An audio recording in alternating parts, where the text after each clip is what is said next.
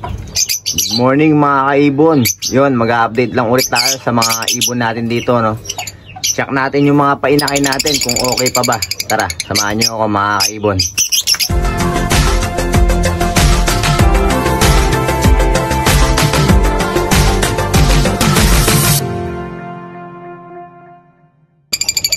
So yun, unahin na natin dito sa ano natin, Lutino Opa project natin, no. Yung nag-iisang inakay nila dito. Check natin kung okay pa ba. Matagal-tagal na natin hindi nasisilip yung inakay natin dito. Wait lang Yun, kumuha na tayong tungtungan. Yun. Check lang natin yung inakay natin kung malaki na ba. Kailan ba napisa to? Noong February 5. So ano na ngayon, 20 days na yata yung ibon natin.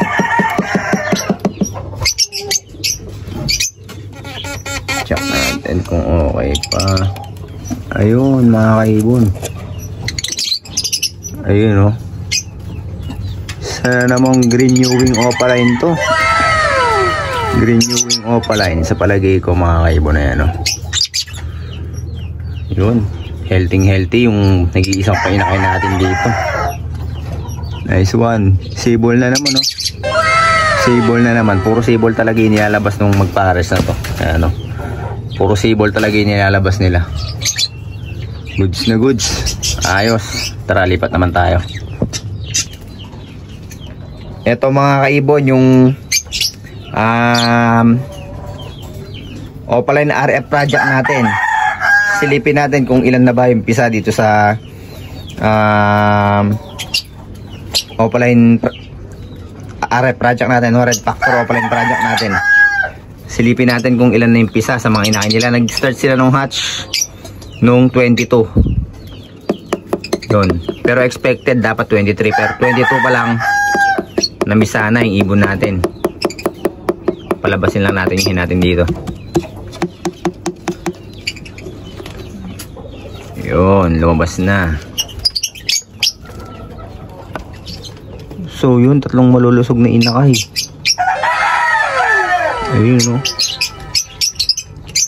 May mag-positive kaya dito mga kaibon. Parang isa medyo mapula-pula itong malaki. Naglabas ng red eye mga kaibon. Ayun Naglabas ng red eye. Ito. So sure split pale follow na sila kasi post PF to mga to Post PF. Ngayon yung isa, yun red eye. Napakagaling. Ay nako, yun naglabas ng red eye yung ano natin, ibon natin. Kaya lang parang blue series yung isa Yung red eye parang blue series. Tapos yung dalawa ito green series Medyo mga pula-pula yung balahibo na itong isa Pag walang ilaw yan, ayan medyo mapula-pula yung balahibo niya, pero sana mag-positive yung isang ibon natin. Tapos biglang naglabas ng red eye Nice one, pale follow. Sana mag-opa. Pale follow. Tawag dito Opaline. Sana mag-opa Opaline pale follow. Post RF pag nagkataon. Sarado na natin, baka ma-stress pa yung ibon natin Hindi natin inaasahan na maglalabas ng mga kaibon ng red eye tong dalawa na to.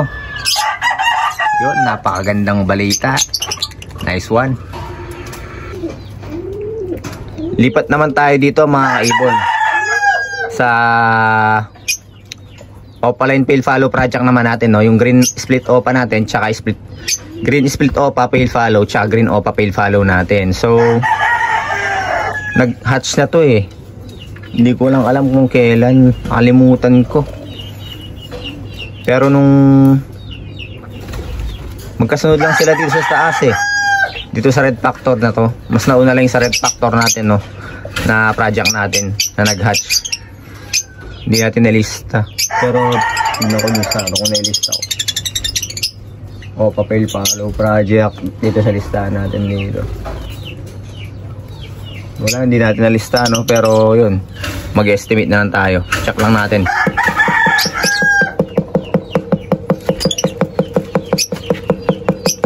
Katungin lang natin. Pero hindi man lalabas yung hindi ito. Masungit to eh.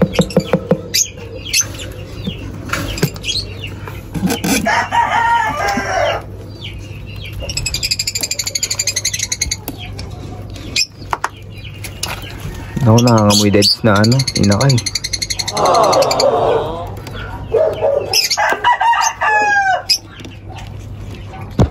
Wala mga kaibo na deads yung mga inakay nila. Ayun o. Ayun o, nasa dulo. Itim na. Deads. Maselan talaga yung ano. Ito pa, deads pa o. Ayan po.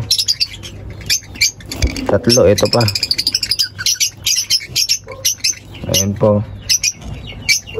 Na-deads lahat ng inakay ng Opa Pale Palo project natin.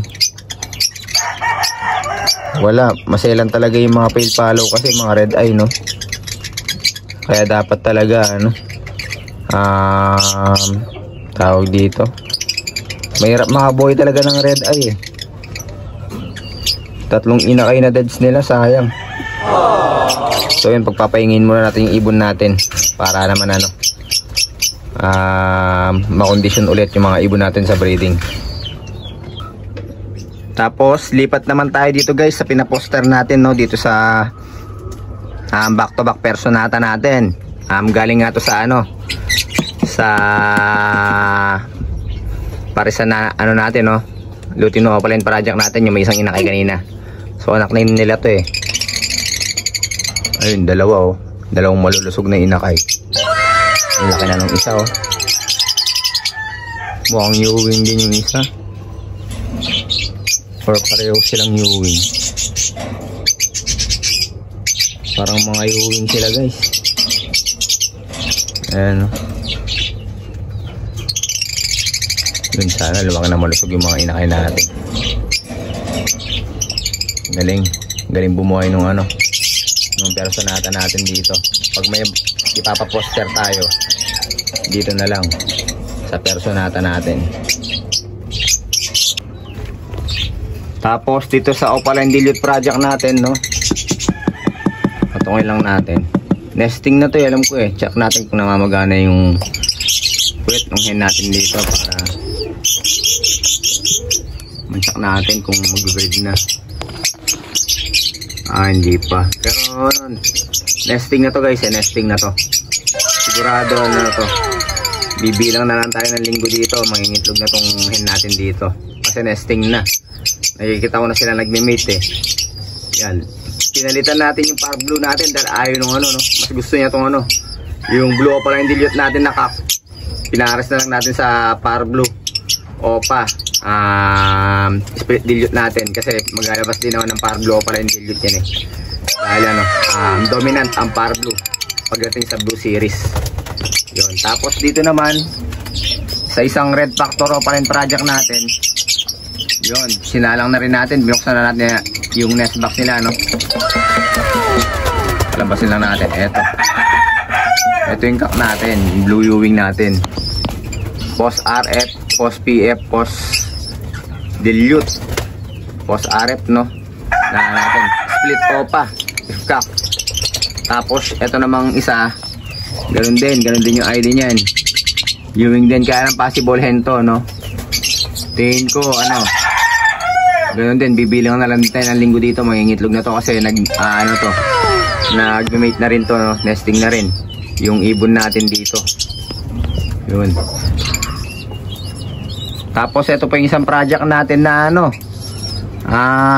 Opaline Dan Follow project natin, no. Etong blue split O5 cock, post dan natin, no.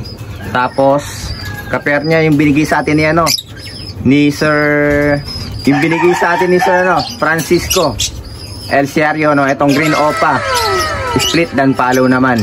Yun, nakita ko mating status na rin yung ibon natin dito, no. Tapos madalas na rin sa nest box yung ano, yung green natin. Sa palagay ko ito yung hen, tapos ito yung cock, yung blue. Yung sa palagay ko yun yung napapansin ko sa kanila. Sa palagay ko yung blue yung nagkak, tapos yung green opa, yun naman yung nag-hen. Yan sila guys. Sure split and follow yung green natin, no? Sure split and follow. Tapos ito namang blue natin, post dan follow naman. Pero may kapatid na visual yan, mga kaibon, no? May kapatid na visual dan follow itong blue natin. Tapos dito pa sa isang ano natin, project natin, nesting na rin. Yung ano natin, ito, Crimino Opaline project naman natin. Ayan yung hen natin.